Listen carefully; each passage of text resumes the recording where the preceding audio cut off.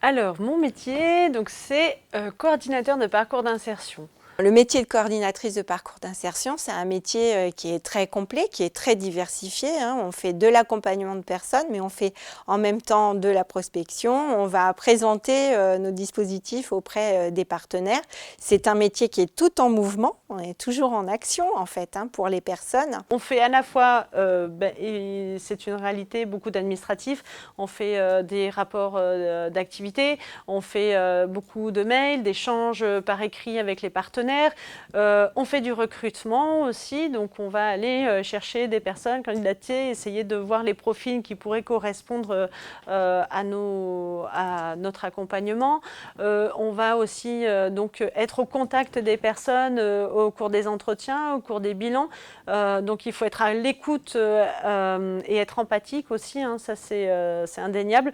Il faut vraiment être décentré de soi et vraiment être à l'écoute de la personne et faire avec elle et pas à sa place. Ce qui me plaît, c'est d'être en direct, de pouvoir travailler avec les personnes que j'accompagne, être en direct avec eux, trouver leur chemin, les aider dans leur parcours de formation et ensuite travailler avec eux leurs projets. Et pour cela, on travaille vraiment en équipe avec les encadrants, donc les responsables d'unité de production, les RAS, mais pas que. On travaille aussi en externe avec les partenaires, donc les partenaires de l'emploi, les partenaires médico-sociaux, que ce soit les autres établissements médico-sociaux. On travaille aussi avec les curatelles et SAVS qui accompagnent les personnes au quotidien. Et le but vraiment, c'est qu'on puisse accompagner la personne à construire un projet de vie. On commence par l'accueil des personnes qui ont émis le souhait d'aller sur le milieu ordinaire, de travailler pour obtenir un contrat de droit commun. On va travailler avec ces mêmes personnes les savoir-être, surtout au départ. Je travaille aussi seule avec la personne sur la construction de leur projet professionnel, ce qu'ils souhaitent faire, les freins. Et nous, on va l'accompagner avec le responsable d'unité de production par le biais d'entretiens où on va fixer avec la personne en fait des objectifs. On va mettre en place un plan d'action qui va passer peut-être par des stages, des formations. À ce retour de stage, on fait un bilan avec les entreprises et la personne accompagnée. Et on va s'appuyer sur une grille de compétences sur laquelle la personne va s'auto-évaluer et sur laquelle on va s'appuyer aussi pour évaluer la personne et lui transmettre les observations qu'on a pu voir au cours des 2 semaines. S'ensuit ensuite peut-être une petite formation. Si la personne souhaite s'orienter vers ce projet, la formation se met en place donc, au sein de Messidor. Et une fois que la personne accompagnée a fait cette formation, on cherche ensemble des structures qui sont prêtes à les accueillir pour des mises à disposition. Donc la question de la mise à disposition, elle est importante puisque la personne est rattachée à l'ESAT de transition. Elle ne quitte pas les effectifs de l'ESAT de transition. Pour autant, elle s'exerce véritablement dans un nouvel encadrement qui est celui de l'employeur, avec une nouvelle équipe et de nouvelles compétences peut-être. Et puis petit à petit, elle va expérimenter tout ça, prendre confiance en elle et ce qui va faire que derrière, elle va peut-être se faire remarquer par l'entreprise et finalement, ça va déboucher souvent d'ailleurs vers un contrat de travail. Pour la question de l'employeur, c'est un travail commun qu'on développe petit à petit, c'est-à-dire que, alors, je n'ai pas de fichier d'employeur, puisque chaque projet est très différent, chaque personne a un projet qui lui est propre, et donc c'est au moment de commencer ce projet qu'on va commencer à rechercher, et quelquefois peut-être chacun un peu de son côté pour mettre ensuite en commun. Donc ça, c'est un des moyens pour aller vers l'emploi sur le milieu ordinaire. Et puis, il y a la recherche, la candidature directe, où là, on va travailler ensemble, cette prospection vers un employeur. Alors, quelquefois, je me déplace, moi, toute seule pour frapper aux portes des entreprises. Dans un premier temps, essayer de connaître un peu leurs effectifs, l'évolution de l'effectif au cours d'une année.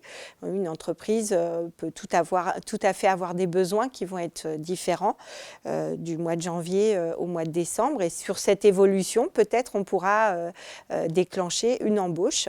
Et puis, il y a des entreprises qui vont proposer des offres d'emploi, où là, on aura connaissance de ces offres par l'intermédiaire de partenaires, notamment Pôle emploi, Mission locale ou Cap emploi.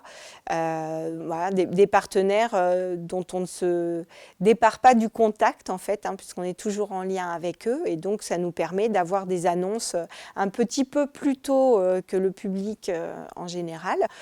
Bien sûr, je suis attentive aux souhaits de la personne. Et il n'est pas question d'emmener quelqu'un qui souhaite faire de la mécanique sur un poste en boulangerie.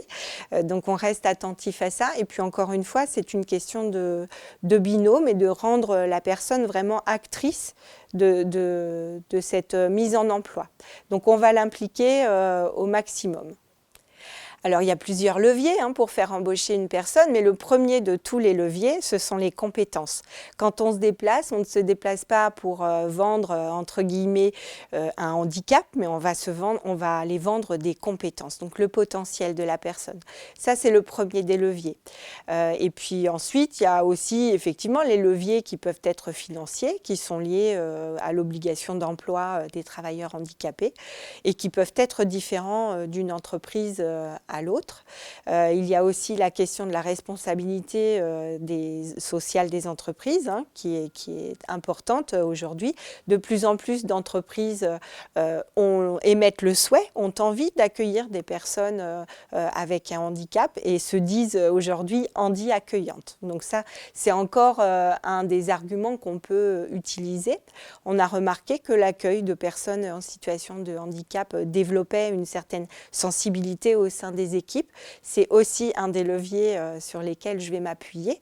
C'est vraiment une fierté de travailler au service des personnes, d'arriver à voir les personnes telles qu'elles sont, pas voir leur handicap et de pouvoir arriver à croire en elles et souvent de leur donner un espoir de l'après. Et on va leur montrer grâce à l'accompagnement que si elles sont capables de faire plein de choses et de vivre comme tout le monde. Le succès qui me vient en tête maintenant, c'est Julien, qui est aujourd'hui au centre de gestion à La Rochelle.